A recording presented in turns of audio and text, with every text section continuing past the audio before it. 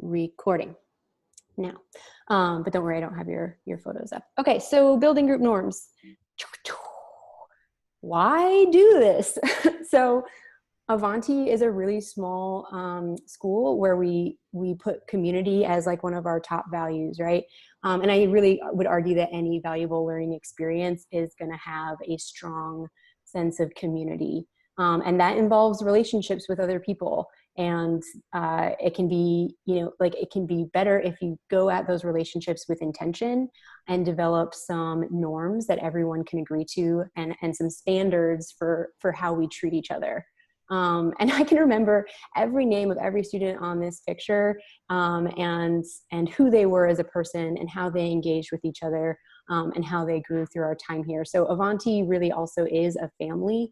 And by the time you leave us, you will have strong connections with each other and with us as your guides and coaches along this learning journey. So I think they're really important to establish and be clear about what our group norms are. And at Avanti, we have the habits, which we'll talk about in the future, and that's sort of like our overarching group norms. We value joy, creativity, perseverance, but we are going to establish our specific group norms for this particular group. So normally we would be in person and like doing icebreaker games and throwing balls around and running around and like laughing and having fun together, which is a really great way to sort of naturally evolve as a group. And it's going to take more intention on our part to do that in an electronic and digital space. Can be done, but will be harder, right? So there are these like 4 stages of groups and group development that sometimes people talk about. And we are currently in the forming phase. We're figuring out like, who are you? Can I trust you? Who am I in this space? How am I different in this space than I am with my friends or my family? What are kind of the expectations that we establish together? So we're sort of testing boundaries and figuring those out right now. We're going to slowly move to that norming phase where we do have like a collective agreement of how we treat each other and that we've internalized that. And we're setting that up today, and it'll take practice, intentional practice to completely internalize, right?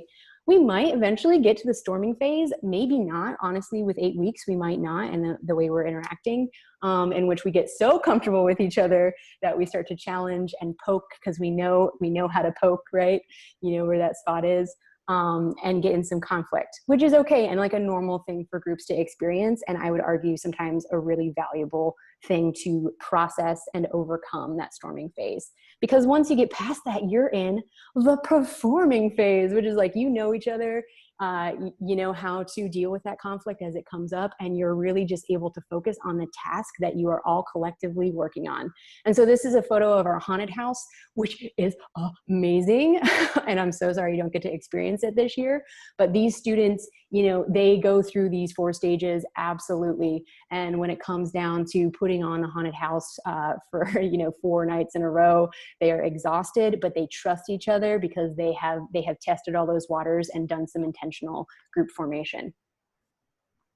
So Avanti is first and foremost a school of choice. You chose to be here. We would assume that you want to be here. It makes all of the difference in the world, right? You are going to leave us with a diploma that means something to you and is not just a piece of paper.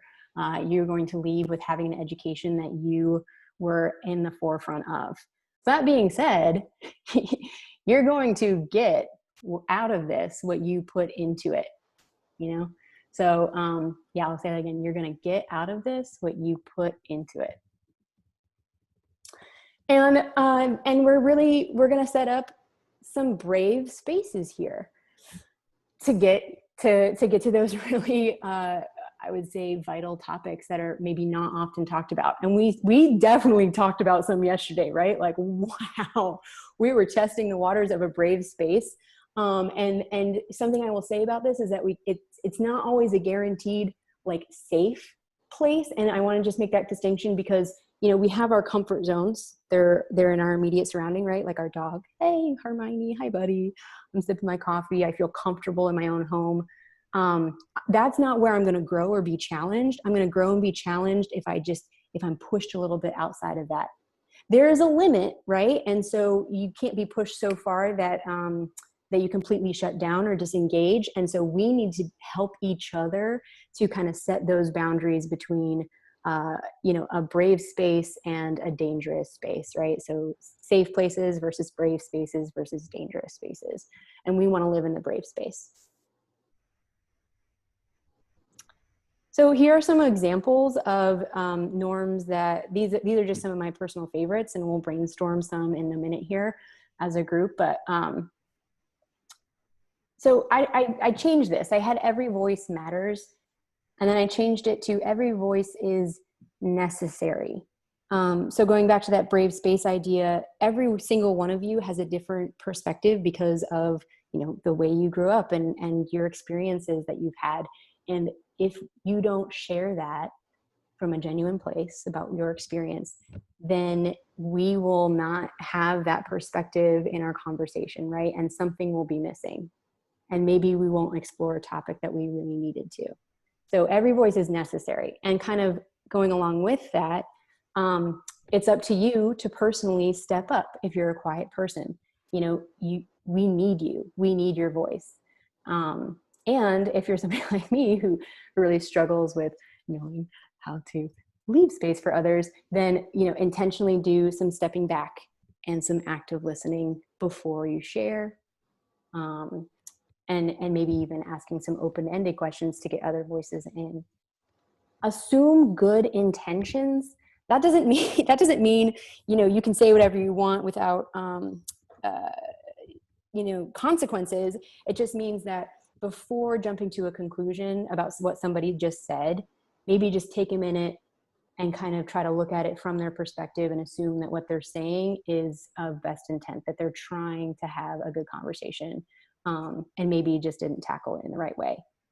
On the flip side of that, you should consider the impact of how you say something and how that might impact somebody. So, you know, that's definitely both of those things working together. Last one I had is hard on ideas, right? We want to challenge the ideas of the world around us in a way that makes us critical thinkers.